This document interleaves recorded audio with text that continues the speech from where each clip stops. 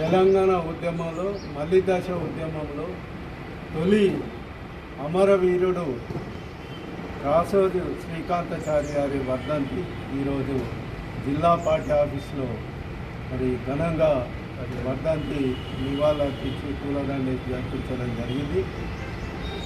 మరి ఈరోజు ప్రపంచ దివ్యాంగుల దినోత్సవం కూడా అట్లాగే బాబు రాజేంద్ర ప్రసాద్ జయంత్యుత్సవాలు కూడా చేసుకున్నాం.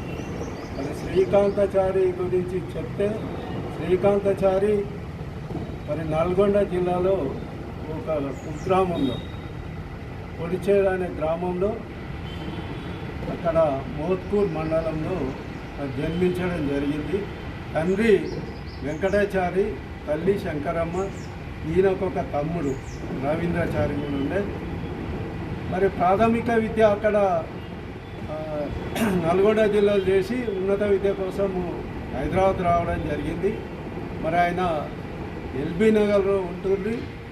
అప్పుడు ఏదైతుందో మొదటి దఫా తెలంగాణ ఉద్యమము 1969లో మరి 369 మంది విద్యార్థులు ఈ ప్రభుత్వ అప్పుడున్న కాంగ్రెస్ ప్రభుత్వ తూటాలకు బలైపోయిండ్రు.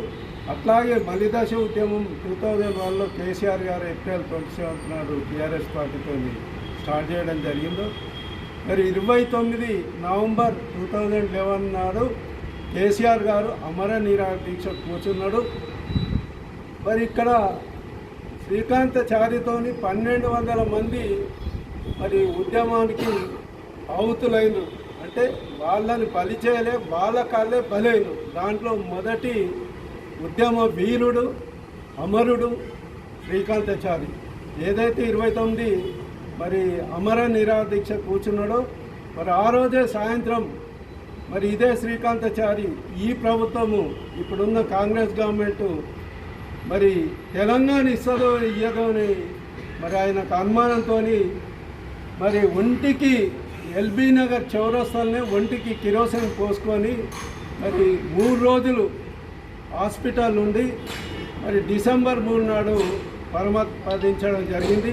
మరి అప్పటి నుంచి ఇంకా ఉద్యమం ఉధృతమైంది.